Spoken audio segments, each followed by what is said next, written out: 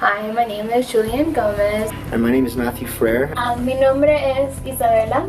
Hi, I'm Tony DeLumba. Hi, my name's Daniela Amador. My name is Fabiana, and this is Latino Life Stories.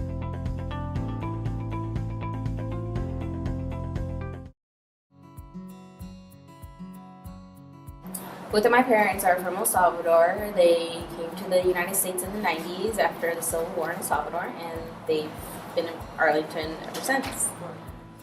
So I was born and raised in Brazil until I was about 5. So my first language was Portuguese. I'd never been to the United States, never even tried to speak English until I moved here when I was 5 to Cape Cod. My parents had been on work visas back and forth, working between the States and Brazil. But it wasn't until 2000 that they decided they wanted to come up here and start raising me and my brother. My dad is from a small pueblo in Bolivia called Pasorapa, Bolivia, and it's between the border of Santa Cruz and Cochabamba, which are 2 departments in Bolivia. And my mom is from Cochabamba, Bolivia. And my parents influenced my childhood a lot.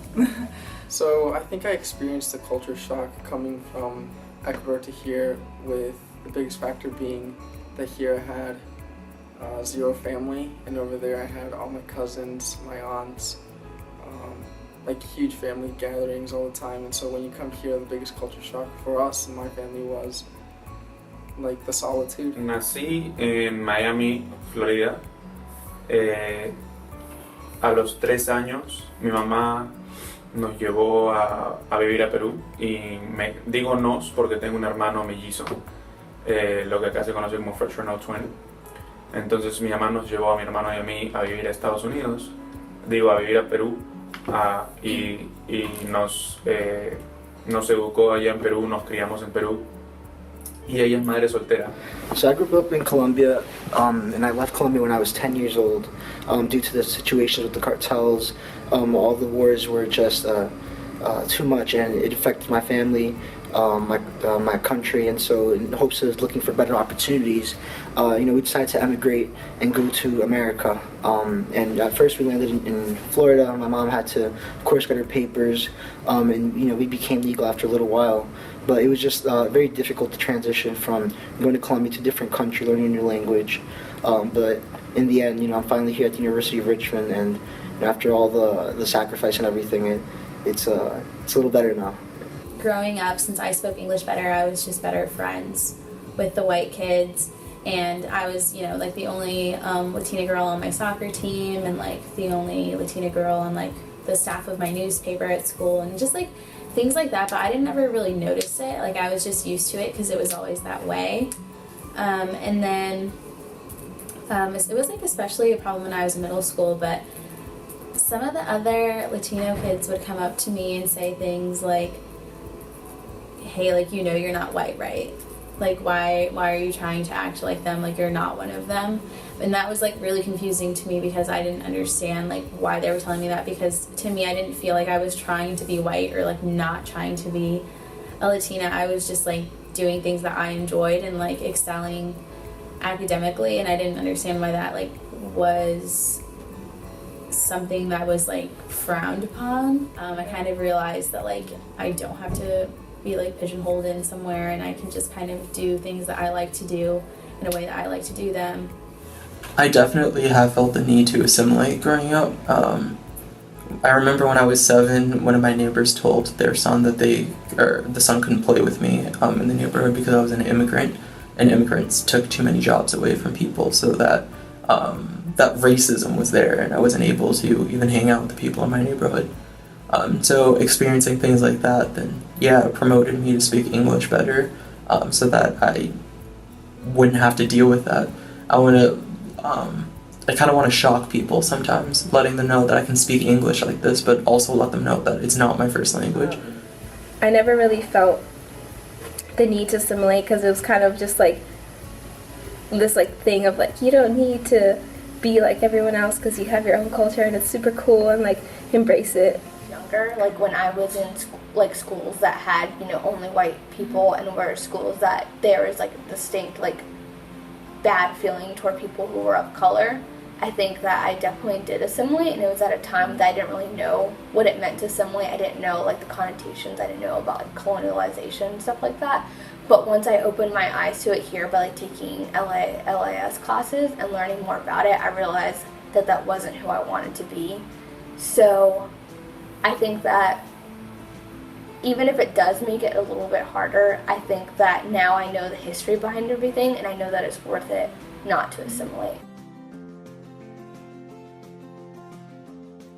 Muy conectada. Desde que llegué, conocí a varios latinos internacionales, los cuales son en este momento realmente mis mejores amigos, somos como una familia. Y también conozco a estudiantes de familias latinas que viven aquí en Estados Unidos. Y han sido también de muchísima ayuda, me ayuda a entender una perspectiva de cómo es vivir en Estados Unidos siendo latino. Me he unido a clubes en la universidad como ritmo latino, como para preservar esa idea de preservar la cultura. Me gusta mucho bailar, sobre todo viniendo de Venezuela, donde se baila salsa, merengue. Viniendo acá en Estados Unidos me gustó la idea de unirme a un club que me ayudará a mantener mis conexiones con mi propia cultura, con mi identidad. Y ha sido una buena experiencia. Rocio was my first like actually Mexican friend, which is so strange, but where I grew up it wasn't very diverse, so I don't know, it was just like a lot different. But so anyway, having that connection this year, I feel like I've like tapped into my culture a little bit more, and like I've started watching like some TV and like more TV in Spanish and listening to more music in Spanish. And I don't know, I feel like last year I didn't even know that we had like a Latin Student Alliance. Like that was completely new to me this year, and it's strange that like I didn't know. And so I don't know, I feel like I've made like leaps and bounds this year, but I still don't feel super connected to the other population on campus. I don't feel like I know very many of them. Eu me sinto próxima dos latinos do campus, mas às vezes eu fico um pouco confusa, porque os latinos falam em espanhol e eles têm mais coisas em comum do que eu, que venho do Brasil. Mas ao mesmo tempo eu me sinto muito próxima deles e consigo entender a maior parte da cultura, e até tô aprendendo espanhol aqui graças ao tempo que eu passo com eles. Maybe not necessarily international Latinos, because they kind of do their own thing. I wish I was more connected with them, but I just don't really know how to like facilitate those connections sometimes, because they don't always like come to like our clubs or anything like that. So I wish I was a little bit more connected with them and that I could relate a little bit more to them, but I just don't know how. Cuando viví en Venezuela, yo nunca me identifiqué a mí misma como, oye, yo soy latina. Cuando yo estoy en Venezuela, yo simplemente soy venezolana, o en tal caso, soy caraqueña porque soy de Caracas, Venezuela. El momento en el que yo me llamo a mí misma latina fue cuando salía de Venezuela, por ejemplo, en mis experiencias en Francia o aquí, que ya conocía a otra gente de Latinoamérica y nos agrupaban dentro de la misma categoría como latinas. Back in Colombia, or even when I first came into this country, it was the first time I actually had to identify myself as Hispanic or Latino, and it was something that I never really did before, just because in Colombia we were all just people. Here there's different types of races and ethnicities, so in that respect it was a little difficult. However, my transition to University of Richmond was a lot more better just because of the culture that I adopted when I was in boarding school. Eu me considero latina sim, e pra falar a verdade, eu comecei a me considerar latina quando eu vim pra cá, porque quando eu tava no Brasil eu fazia parte da minoria branca, e aqui eu faço parte da turma internacional con os outros latinos. Antes de venir a la universidad, yo fui a estudiar a Hong Kong y fui a representar a Bolivia con una beca internacional. Y cuando me dieron ese como título de ser una representante de Bolivia, o sea, yo creo que es ahí cuando me di cuenta, wow, o sea, sí vengo de otra parte del mundo y pues represento una minoría en este colegio internacional. Entonces creo que ahí es cuando me di cuenta que, wow, tengo como que zapatos grandes, muy grandes que llenar. I'm multilingual. I'm from a different country. and I always tell people this, but there's that vaccine you have to get for when you first come in the country. And I think it's the smallpox vaccine. And whenever I'm doubting the fact that, like, oh, or maybe something like, yeah, I'm having a college education, I'm dressed a little bit nicer because I work at a retail store where I get really nice clothes for a discounted price. So I may start to feel like I'm starting to be a little bit more white in that sense. But I can always remember that I have that scar from my smallpox vaccine and know that, no, I know where I'm coming from and I know who I am and what I'm proud to be.